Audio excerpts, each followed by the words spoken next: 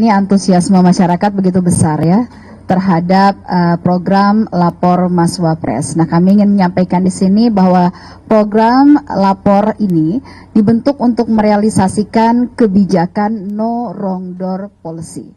Maksudnya apa? Maksudnya menjamin masyarakat agar pengaduan masyarakat lewat satu jalur yang pasti akan dapat didengarkan dan kemudian bisa di follow up. Karena kita tahu teman-teman sekalian, untuk bisa melaporkan satu permasalahan, jika kemudian tidak ada satu kanal khusus, ini akan menyulitkan masyarakat. Bagaimana masyarakat bisa melaporkan hal-hal kesulitan yang mereka alami jika mereka saja tidak mengetahui kanal yang tepat harus melapor seperti apa. Dan tentunya juga dengan pelaporan seperti ini, masyarakatnya ingin ditolong tidak bisa tertolong. Jadi apa yang dilakukan ini adalah untuk memaksimalkan sebenarnya bagaimana penyelenggara negara dapat mengelola pengaduan dari masyarakat secara sederhana, cepat, tepat, tuntas, terkoordinasi dengan baik, dan tentunya juga dengan pengawasan. Ya, kami lanjutkan, dan tentunya juga bagaimana penyelenggara negara memberikan akses untuk partisipasi masyarakat dalam menyampaikan pengaduan. Serta yang paling terutama adalah meningkatkan kualitas pelayanan publik. Dan maksud tujuan dari Lapor Mas Wapres ini disampaikan, ini sebenarnya masyarakat kita perlu jelaskan lagi, ini bukan hanya program dari Mas Wapres, ini adalah program pemerintah. Yang artinya di sini ada Presiden Prabowo, ada Mas Wapres Gibran Rakabuming Raka, dan juga berbagai jajaran pemerintahan yang ada di dalam program Lapor Mas Wapres ini. Ini untuk membuka kanal pengaduan langsung masyarakat, karena memang ingin mendengarkan langsung, masyarakat ingin mendengarkan langsung apa isu aspirasi masyarakat, pengaduan masyarakat, sekaligus juga berfungsi dua, menjadi satu input mengambil kebijakan strategis. Masyarakat tidak lagi berjarak terlalu jauh dengan pemerintah. Dengan kanal-kanal pengaduan ini, masyarakat didekatkan dengan pemerintah untuk mendapatkan pelayanan yang terbaik.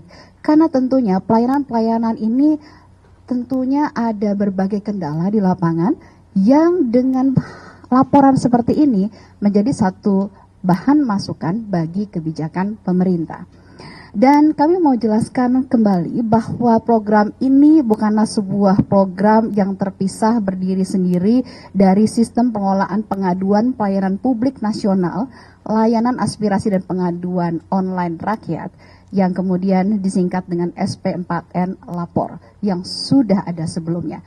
Ini terkonsolidasi datanya sedemikian rupa, dan saat ini program tersebut telah terhubung dengan seluruh kementerian lembaga, ada 96 lembaga, ada 493 pemerintah daerah di Indonesia.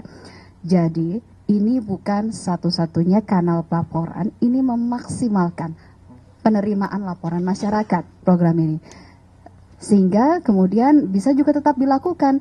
Jika kemudian masyarakat ada yang bertanya bagaimana ketika kami yang ada di daerah, tetap bisa melakukannya melalui lapor, yang programnya juga sudah terus berjalan dan sudah ada di berbagai daerah. Dan tentunya program ini, karena ini merupakan sebuah kebijakan publik yang merupakan kebijakan pemerintah, tentu ada dasar hukumnya.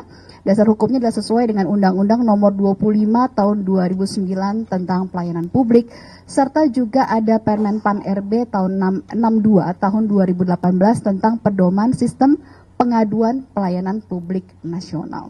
Jadi lagi-lagi ini bukanlah program yang berdiri sendiri, sudah ada tatanan hukumnya dan sudah kemudian terintegrasi dengan program yang ada sehingga dapat lebih dimaksimalkan. Total laporan yang sudah masuk saat ini diterima sampai dengan hari keempat ini ada 296 laporan yang sudah masuk, begitu ya. Laporannya berbagai macam, begitu, dari mulai laporan masyarakat mengenai kasus-kasus pendidikan, kemudian juga ada kesehatan dan juga terkait dengan juga sengketa tanah.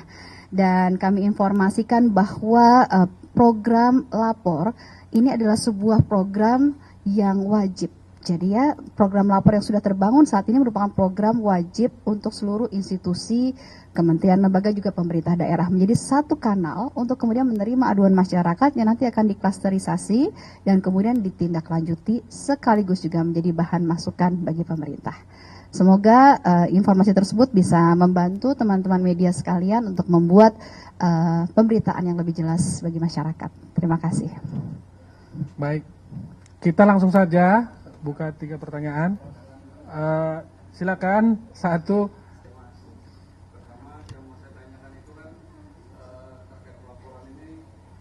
Langsung dilepas aja. Ya. Kira-kira gitu. Baik, makasih Mas dari bisnis lapor ini. Pertama, laporan diterima, kemudian tahap kedua adalah proses verifikasi. Proses verifikasi ini untuk kemudian memilah-milah apakah ini laporan merupakan kebijakan publik atau bukan. Kemudian apakah laporan ini memang laporan dari pihak yang benar-benar orangnya langsung, benar-benar ada. Karena tentu juga ada laporan-laporan yang kita perlu verifikasi identitas dari pelapor tersebut.